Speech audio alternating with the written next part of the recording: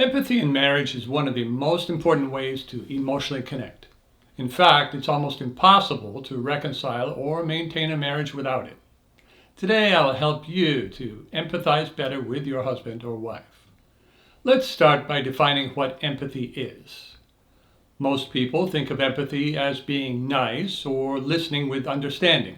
However, it's possible to be both nice and understanding without empathizing at all. I've coached many nice men and women who were losing their relationships for lack of emotional connection. I've also worked with many people who have learned to listen better, often from marriage counseling, but who nevertheless failed to create connection in their marriage. Being nice and being a good listener are important qualities for relationships. They are the water and soil of good relationships. Empathy, or more precisely, validation, is the sunshine that makes relationships grow. No matter how good your soil or how much you water, you're still going to need the sunshine of validation to make your relationship grow. Learning how to validate your spouse with empathy requires sensitivity to your spouse's feelings and not mere understanding of his or her words. Being nice communicates the message, "I'm a good person." Being a good listener communicates, "What you say is important to me." Empathizing communicates the message, "You are normal. Your feelings are right." When it is communicated well, it creates emotional connection. Did you know that all emotional connection is the result of matching? Empathy creates connection by creating a match in a way that being nice or being a good listener does not. If you tell me you love to read and I buy you some books, then I am being nice. I may get appreciation for my efforts. If you tell me you love to read and I reflect that back to you by telling you how I understand you like to read, you will know I have heard you, but if I say I like to read too, then I've created an emotional and activity match between you and me. We both read and we both like to read. It doesn't make me nice. It does reflect good listening, but it also makes you feel that we are similar. Similarity and complementarity are the essence of matching and creating emotional connection. Complementarity simply means who you are matches who I am, even in our differences. For example, if you like to talk and I like to listen, that makes us different, but it also makes us match. Non-complementary matches always create disconnection. For example, if you are an extrovert and I am an introvert, no amount of understanding that difference will overcome it. We will have to compromise and lose some connection to make the relationship work. Let's explore other examples. I like to stay in nice hotels, and so does my wife. She's Christian, and so am I.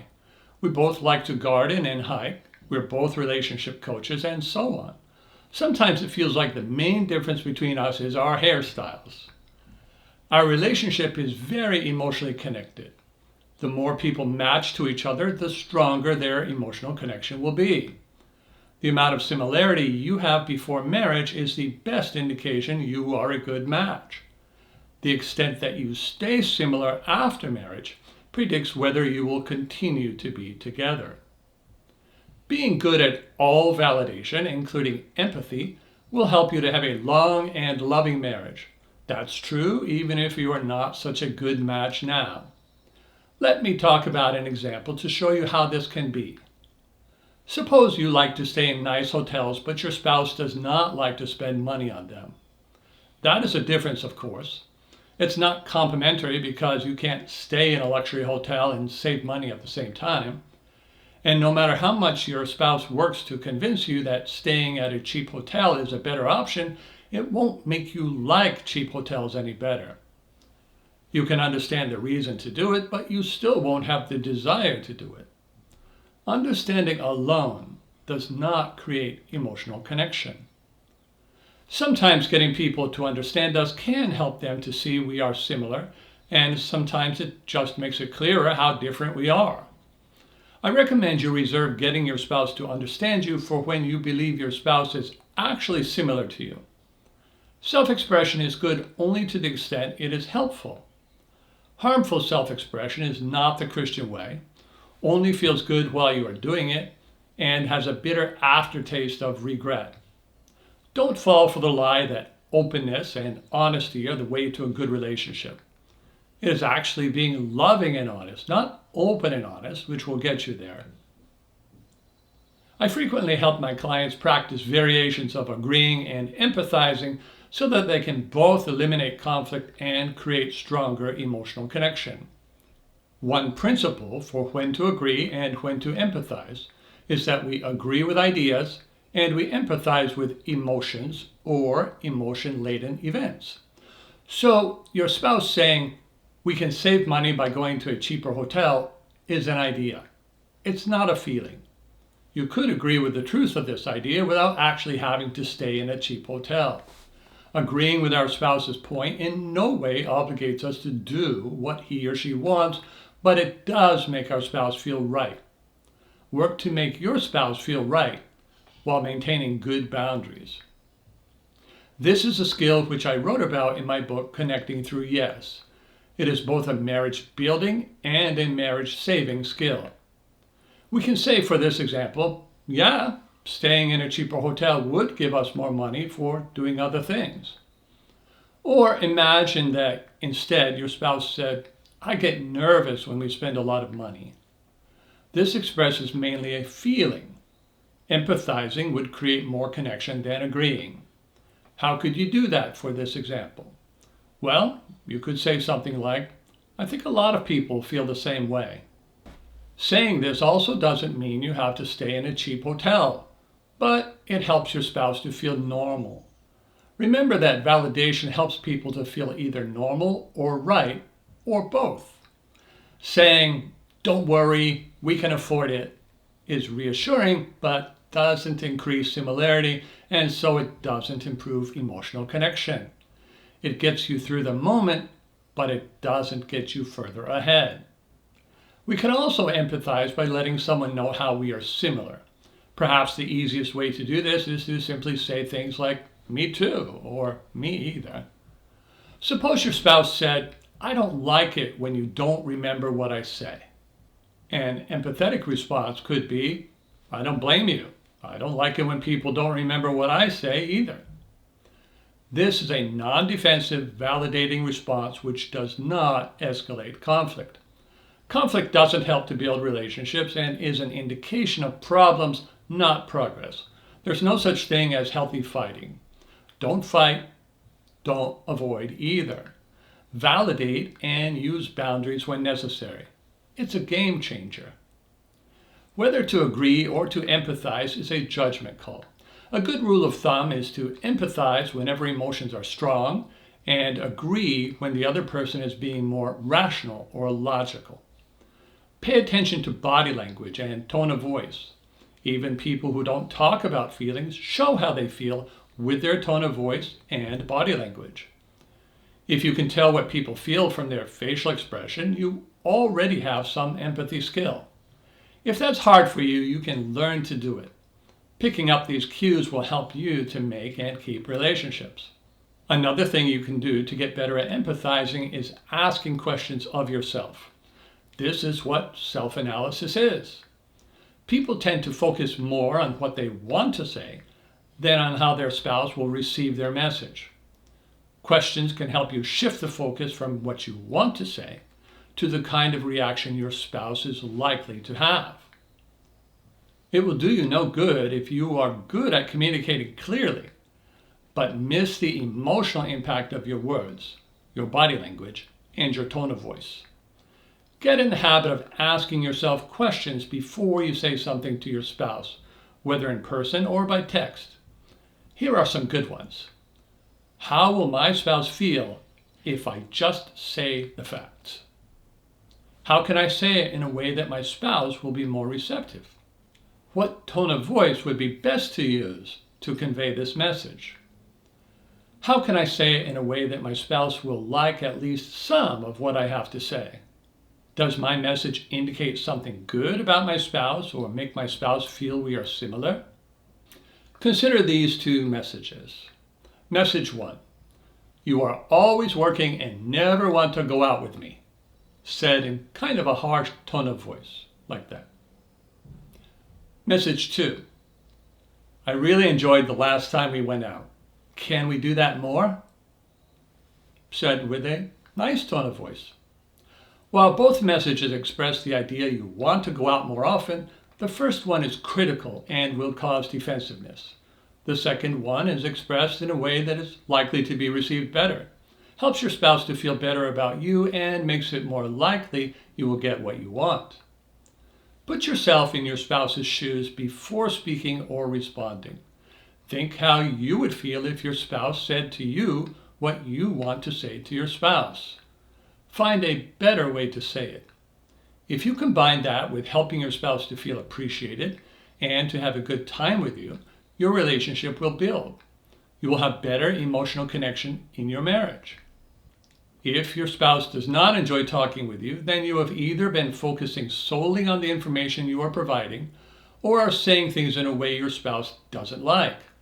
Work on both message and delivery to come across better and build your marriage. Sometimes you can improve the tone of your text simply by adding an emoji. Learning how to improve communication in marriage is about checking off the steps. Listening is a first step, like putting on your shoes before going outside. But you have to go another step in order to connect, just as you actually have to walk out the door to get outside. Listening is putting on your shoes. After that, you need to take a step or you won't get anywhere. For example, if your spouse says, I don't feel like I'm important to you, and you reply, I understand you don't feel like you are important to me. You have prevented your spouse from needing to repeat it, but you have in no way provided validation. Your spouse won't know if you think his or her concern is valid. You could invalidate your spouse by telling her she is wrong, or reassure her that her feelings are wrong. Either way, it's not going to create connection. Instead, you could ask a clarifying question such as, why is that? You could then validate what she says. It might go something like this. Your spouse says, I don't feel like I'm very important to you. You ask, why is that? Your spouse clarifies, because you don't spend time with me anymore. Then you can empathize by saying, it's no wonder that you don't feel important if I'm not spending time with you. I'd feel the same way if you didn't spend time with me. People without good relationship skills don't clarify, become argumentative, give explanations, promise to do better, or even blame their spouse. This turns an opportunity for connection into another incident of disconnection and more emotional distance. Which do you do? In case you missed it, listening comes first, validation second, and if you are going to help or fix, that comes third.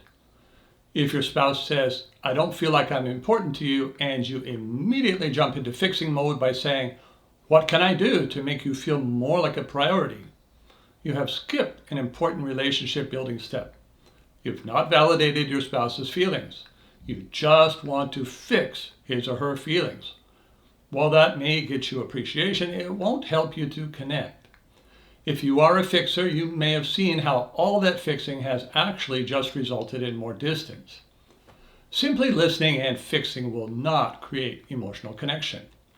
You have to have that middle step of empathizing as well as spending quality time together, sexually and non-sexually, in routine activities and special ones. A good marriage is a lot of work. A bad marriage is even more work. Don't expect no cost love handouts from your husband or wife.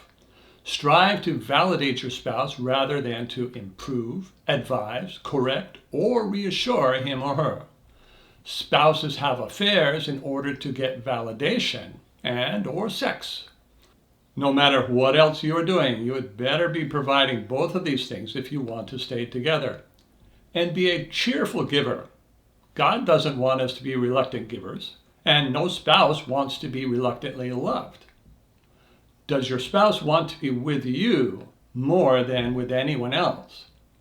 If not, then why not? Your answer to that is the key to getting more love and affection from your spouse?